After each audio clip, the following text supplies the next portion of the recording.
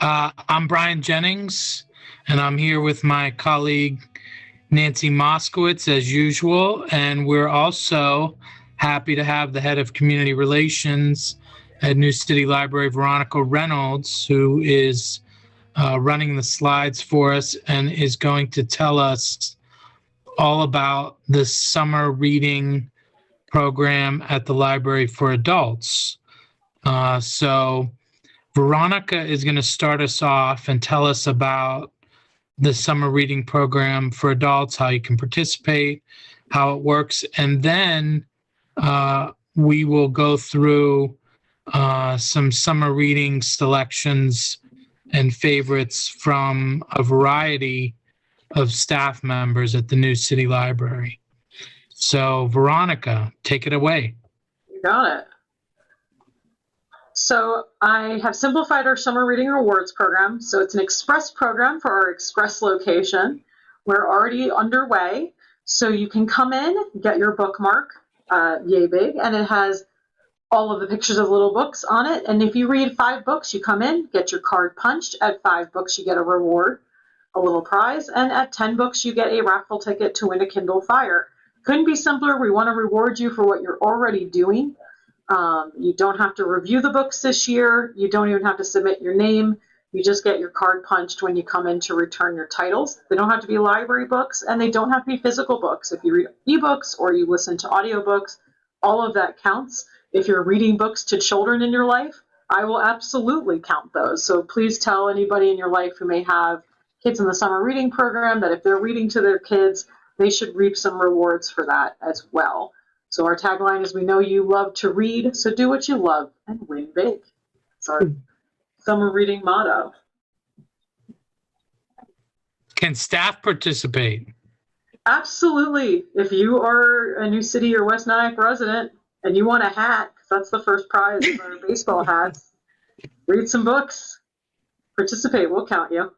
You're entitled. Okay, I'm on it. Sign up. Okay.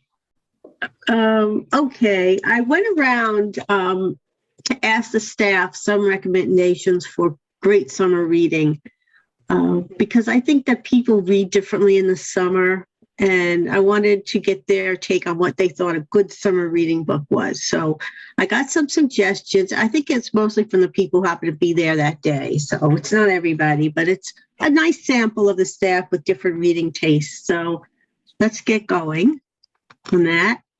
Oh, my umbrella. Okay, the first one up is me, Nancy Moskowitz. The books that I like are character-driven. I like psychological thrillers, historical fiction, and mysteries. And these 6 books are kind of examples of that. The mystery is April in Spain by John Banville, which I just read. It's fairly typical mystery, but the characters were very well done, and it was a very absorbing read. For character-driven, I would suggest 3 of the books: Honor by Thrity Umrigar, Sweetness of Water by Nathan Harris, and Love Marriage by Monica Ali. And those were all very heavily character-driven.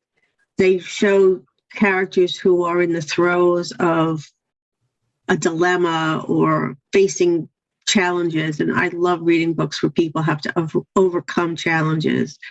So I would recommend all of those. And then for psychological thrillers, I have 2 listed there: Magpie by Elizabeth Day and Blood Sugar by Sasha Rothschild.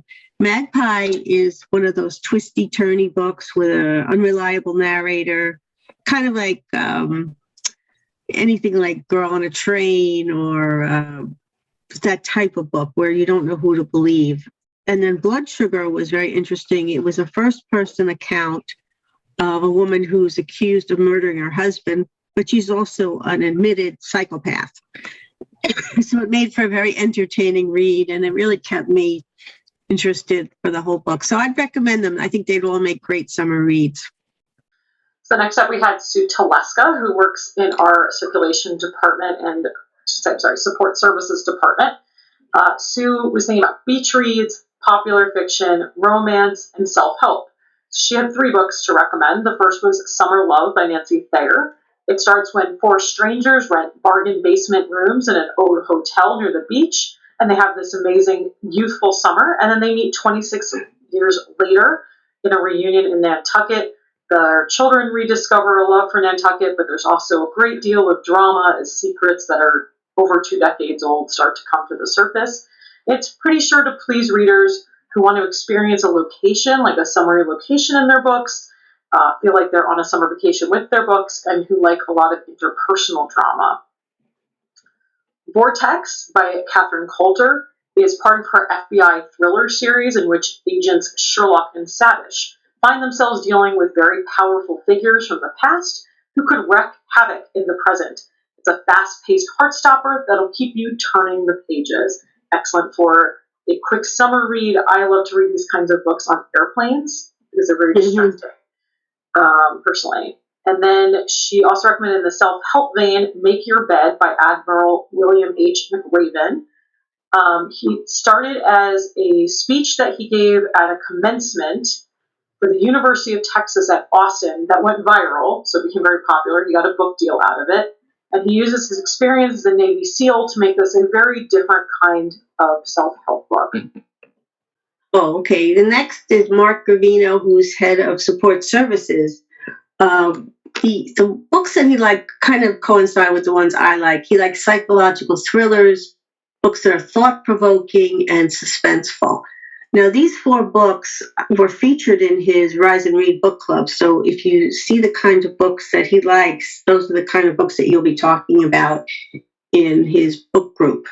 Her One Mistake by Heidi Perks is one of those thrillers where you're not sure who to believe. It's twisty and turny. Misconduct by Penelope Douglas, he said, was a wonderful book for discussion.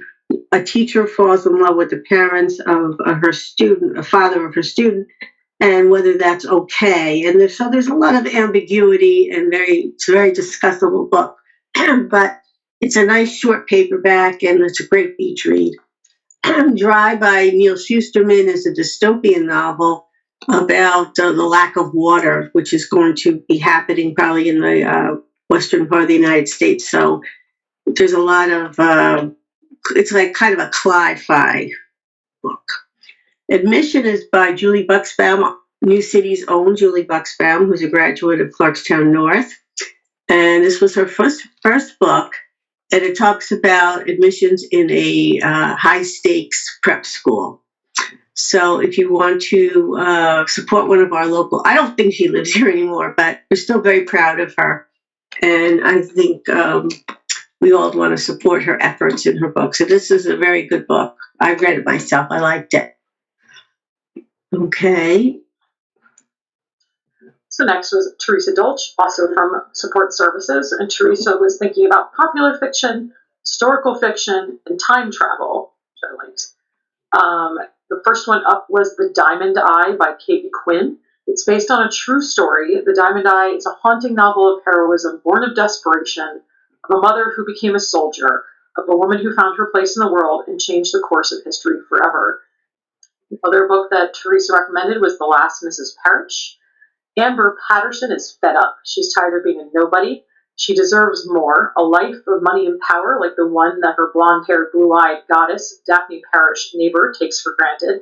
So she makes a plan, becomes Daphne's closest confidant, and travels to Europe with the Parrishes, becoming one of the family, until her past comes back to haunt her. So this is a psychological thriller, and it would be a really perfect one to dash through on the beach. Oh, Janet McAgee is our head of children's services. She likes historical fiction, psychological thrillers, and mystery. Now, Janet reads so many children's books, but she tends to read her adult fiction as e-galleys. So you could see 2 of the books are not even out yet. And in fact, I don't even think we have all of these books in the library yet. She recommended The Woman in the Library, which is getting a lot of buzz. It's a mystery that takes place in a library, so how can you go wrong? 2 Nights in Lisbon by Chris Pavone. He's written a few other books. This one has gotten a lot of great reviews. It's espionage, but not too espionage-ish. It's very, so more of a thriller. The German Wife by Kelly Rimmer is, if you like historical fiction. And I'm not sure, don't have that much information on this book, but it got great reviews. And then the last two that are mentioned are Ruth Ware, The It Girl. I love Ruth Ware. She's one of my favorites. This book is coming out soon, so put that on your hold list. And then Kathy Reich's Cold, Cold Bones, the Temperance Brennan series. This is another one in that series. And she just can't write a bad mystery. She's just terrific. She wasn't doing well for a while, so I'm glad she's back in good health and continues to write. So thanks to Janet for those great suggestions. I'm sure you'll find a good read out of one of them at least. Worth noting, the Kathy Reich series is what the show Bones was based on it. Oh, yes. Yeah. My sister just read Woman in the Library. She was visiting and she had that book. Oh, yeah. Our book is back ordered. We actually don't have it yet, but I'm hoping to get it very soon. An espionage-ish. That might, we might find that as a new word in the Oxford English Dictionary next year. Yes, maybe. First heard here at the webinar at New City Library. Yes. They often up the OED adapts it as its new slang term of the year, right? Well, Mary Phillips is our much beloved young adult librarian. She reads a real variety of books. She likes suspense. She loves humor, mystery, and nature. And she gave me just a few. She reads a lot of YA books too, but these are ones that she particularly liked. And she listens to a lot of books because she has a long commute. So she mentioned this one, Diablo Mesa, by Douglas Preston and Lincoln Child, which very well-known authors. Tim Dorsey, Mermaid Confidential, which that's an example of humor. She loves the Tim Dorsey series. So if you'd like a laugh, you should try Tim Dorsey. And finally, this book got a lot of buzz a few years ago, The Overstory by Richard Powers. It has a lot to do with trees. So that's where the nature comes in. Because Mary not only loves to laugh, she's an exquisite gardener, as anyone who works with Mary knows. And she's the one that gives out our trees every year for Arbor Day. So those are good suggestions from Mary. And I hope that one of them you'll find to your liking. You can also find Mary gardening on our YouTube channel. There's a series of her gardening. Oh, yes. I recommend. We had a lot of fun making those. Yeah. Oh. So as our resident nonfiction recommender, 4 of these 6 books are nonfiction books. The first one, A Walk in the Woods, is the book that I think of when I think of a laugh out loud book. Certainly any of Bill Bryson's books are excellent, but this one is one that really makes me laugh out loud. Good for the summer, because when I think of the summer, I think, well, you may have an opportunity to take some of those long walks, hopefully in the morning before it gets too hot. Then you come back and sit in the air conditioning and read a book like this, and I think it'll put you in a good mood if you're not in one already. The second book there, The Premonition, just out in paperback in April, is about the pandemic. So if you don't want to read about the pandemic, maybe don't pick that up. But a patron in the library actually recommended the book to me, and I got it, took it home, and it's like a book I couldn't stop reading. Went to bed at like 2 a.m. because I had to finish it, sort of a book.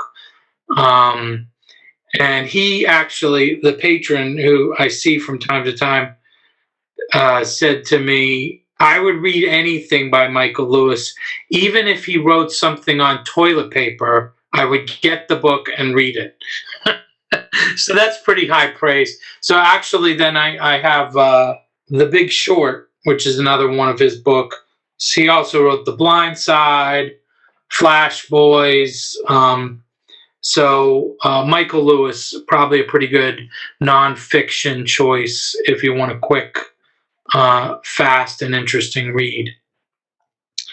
Now, I had to throw a sports book in there. So, which one to pick? Well, the Baseball 100 by Joe Posnanski, a book. It's in the library. I'm not sure whether it's checked in or checked out, but it's the 100 best baseball players. So if you know someone who likes baseball, each chapter's on a different player. You could treat it like a reference book, or you could think of it as nonfiction short stories for someone who likes sports or likes baseball.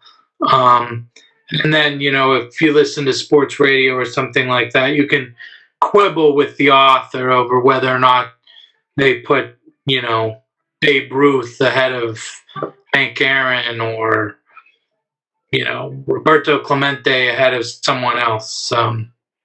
So that's a good book for the summer if you like baseball. I think only in hardcover, though. Don't believe that is a paperback. Speaking of paperbacks, there's The Botany of Desire by Michael Pollan. I remember exactly where I got that book when I read it. It was at the Fort Myers Beach Public Library book sale, which, if you're ever in Fort Myers Beach, is a great book sale.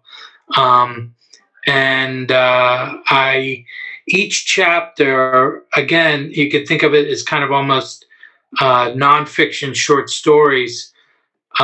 There's chapters on different plants or vegetables or what have it. One is on the apple, one is on the potato, one is on the tulip, which was my grandmother's favorite flower. And one is on, of course, everyone's favorite, marijuana. An interesting read by Pollan. If you like apples but you don't like marijuana, then you could just read the chapter on apples. Or if you only like potatoes and you don't like tulips, to each his own.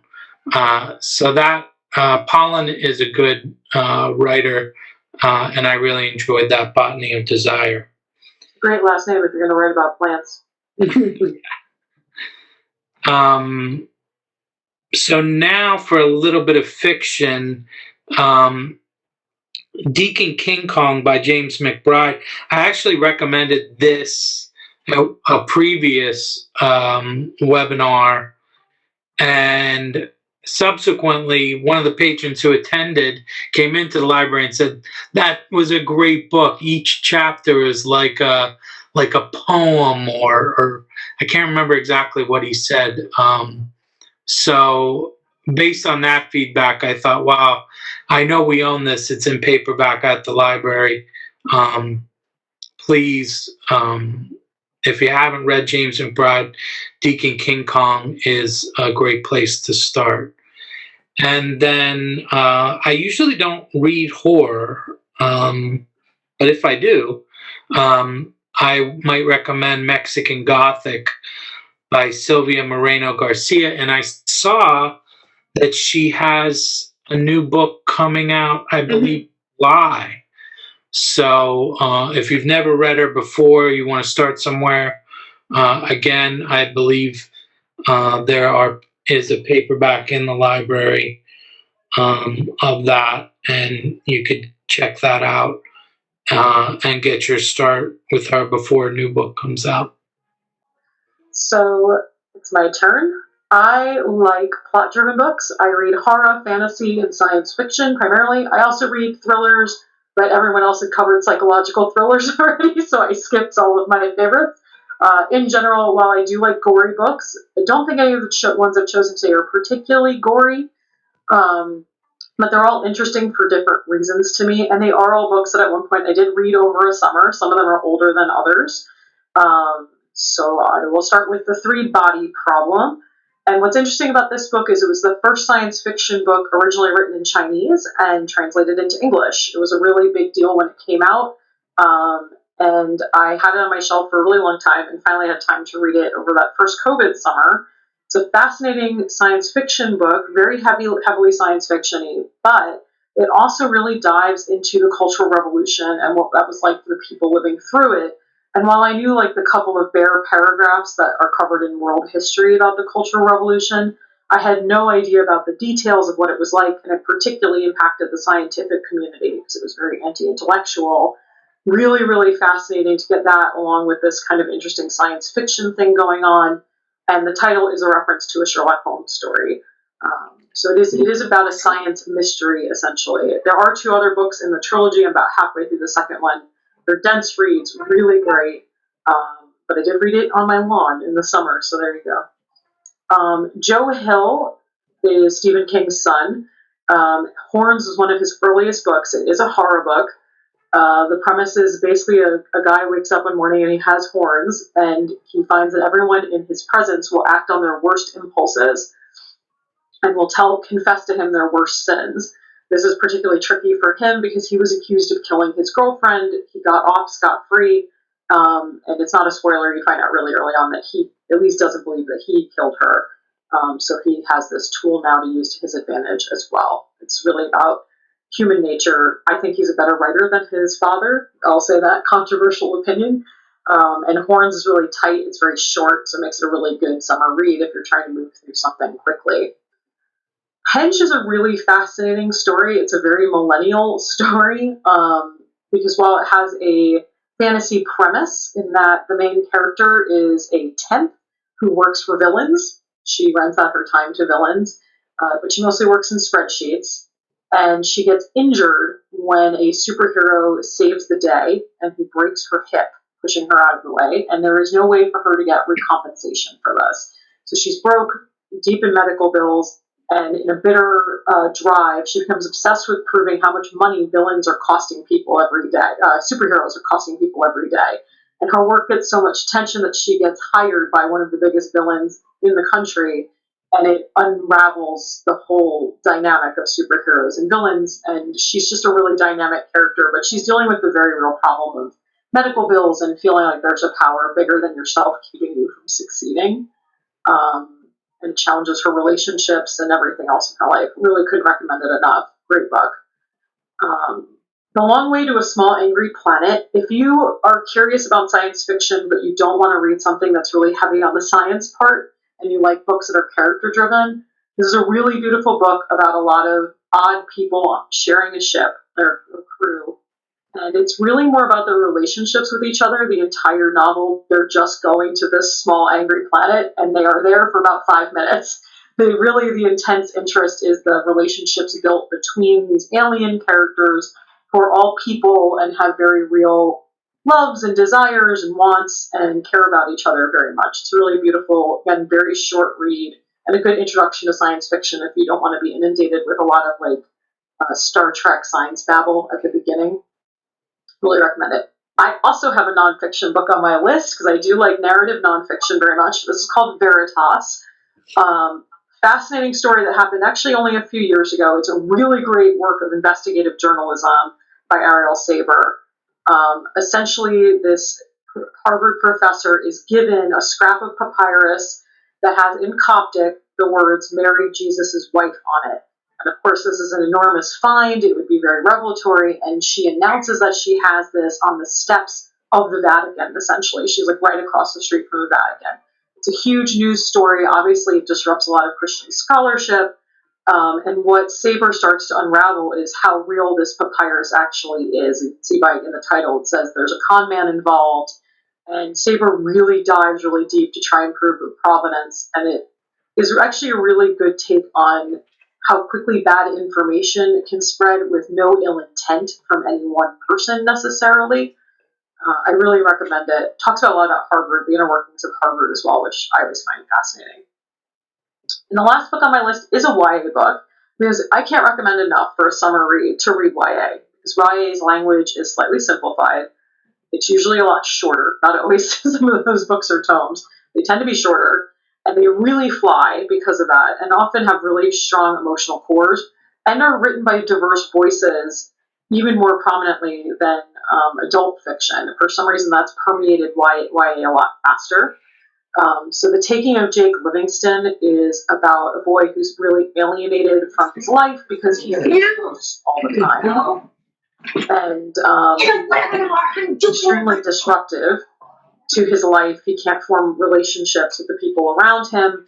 It happens to be that Jake is also gay, and the ghost can be a little bit metaphorical for that. But his big problem is that the ghost that comes to haunt him most recently is a school shooter who took his own life. And Jake having to deal with the enormity of that, dealing with this malicious spirit, and trying finally to form more connections to help him out of the depth that he's found himself in. Really, really beautiful book. It does have a lot of ghosts in it, so just be prepared for that. It is very much a horror title. But again, it's another quick read because it is written for teens. So I thought we could talk about this a little bit, just the three of us, and obviously our audience too, if you guys have something to add about what a summer read is. Because Nancy said right at the beginning that she reads differently over the summer, and I know I do too. Do you, Brian? I was just thinking, preparing for this, for me, a summer read, because I kind of mentioned it in my slides, 5 out of the 6 books were paperbacks. Because to me, a summer read is I'm sitting on the beach with a ratty old paperback. I guess you could be sitting in the air conditioning too, but I'm really thinking, I'm at the beach and I've got an old book with me. And it's something that, like you said, can you sink your teeth into it? Something that moves pretty quick. Or, like I said, with the nonfiction, a few of those are things where you can consume a chapter of it almost like a short story. If you can find a great book of short stories, I haven't read short stories in a while. I always think, when I think of short stories, I think of The Swimmer by John Cheever. Anybody remember that? Mm-hmm. He swam his way across Westchester, diving into people's pools. Yeah. But but because I do tend to read more nonfiction, if I can find a nonfiction that functions almost like a short story, where I don't have to bite off a whole book, but I can just read a chapter, and if I finish the whole book, great. If not, then I've gotten something out of it anyway. I like that you mean literally lighter as well. It's not a hardcover. You have like a... Yeah. I think it's a book you can travel with, is what I always think of summer read. It's got to be something you can throw in a bag, right, and take with you. Well, some people like to save a great big fat read for the summer. I was listening to a podcast, and somebody was talking about this book. It was 800 pages, and I thought it was just a perfect summer book because you had so much extra time to read this big fat book.